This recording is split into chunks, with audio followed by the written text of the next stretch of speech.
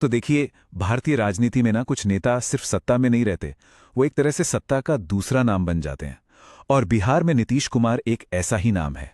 उनकी वापसी की जो कहानी है वो अब एक राजनीतिक परंपरा सी बन गई है। तो चलिए आज इसी को समझने की कोशिश करते हैं। 10 बार। जी हाँ, बिल्कुल सही सुना। नीतीश कुमार ने बिहार के मुख्यमंत्री पद की शपथ 10वीं बार ली है। अब यह अपने आप में एक ऐसा रिकॉर्ड है जो भारतीय राजनीति में शायद ही किसी और नेता के नाम हो।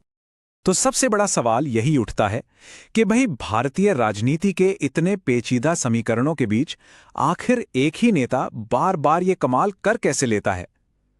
चलिए आज इसी पहेली की परतों को एक एक करके खोलते हैं। अच्छा, इस पूरी कहानी को समझने के लिए ना हमें थोड़ा समय में पीछे जाना होगा। साल 2005 में उस वक्त बिहार कैसा था और नीतीश कुमार ने अपने पहले बड़े कार्यकाल में आकर क्या बदला, ये जानना बहुत जरूरी है। देखिए, 2005 से पहले का बिहार मतलब टूटी फूटी सड़कें, अंधेरे में डूबे गांव और अपराध का बोलबाला। ऐसे माहौल में नीतीश कुमार ने आते ही सबसे पहले गवर्नेंस यानी शासन की नब्ज को पकड़ा। उनका एजेंडा एकदम क्लियर था, सड़कों को सुधारना, हर घर तक बिजली पहुंचाना और सबसे जरूरी कानून का राज वापस लाना। और ये सिर्फ खोखले वादे नहीं थे, बल्कि जमीन पर काम भी दिखा। बड़े पैमाने पर सड़कों का जाल बिछाया गया, गांव-गांव तक बिजली के तार पहुंचे और क्राइम को कंट्रोल करने के लिए आप कह सकते हैं बहुत सख्त कदम उठाए गए। इन्हीं सब कामों ने उनकी छवि एक एक्शन मैन की बना दी। लेकिन देखिए, नीतीश कुमार की सफलता की कहानी सिर्फ सड़क और बिजली पर खत्म नहीं होती। असल में उन्होंने सामाजिक नीतियों का एक ऐसा ताना बाना बुना जिसने लोगों का भरोसा उन पर और भी ज्यादा मजबूत कर दिया। उन्होंने अपना फोकस शिफ्ट किया महिला सशक्तिकरण पर।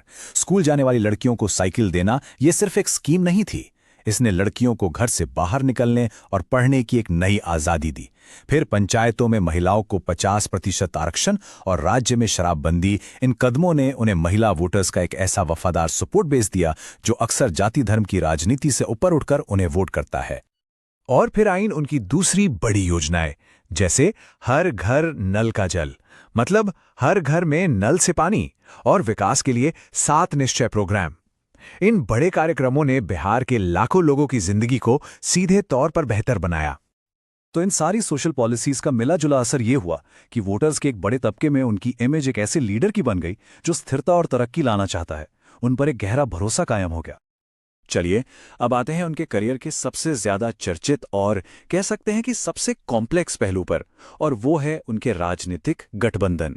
ये उनकी सत्ता में बने रहने की स्ट्रैटेजी का एक बहुत ही अहम हिस्सा रहा है।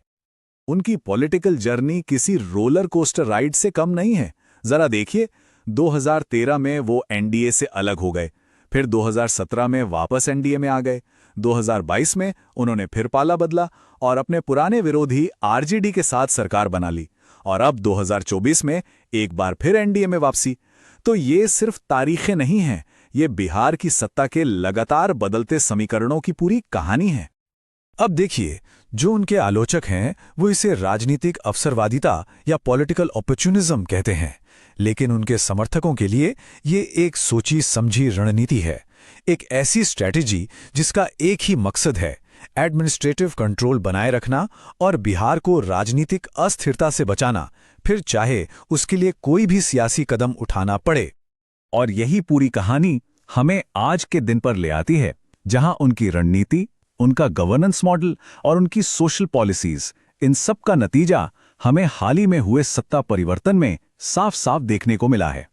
उनके एनडीए में वापस आने से मौजूदा विधानसभा में गठबंधन को एक बहुत मजबूत बहुमत मिल गया है, और इसी बहुमत ने उनकी सत्ता में वापसी का रास्ता एक बार फिर से बिल्कुल साफ कर दिया।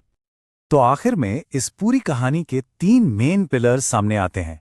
पहला, जमीन पर दिखने वाला डेवलपमेंट, दूसरा उनका लंबा प्रशासनिक अनुभव, और तीसरा राजनीतिक समीकरणों को साधने की उनकी कला।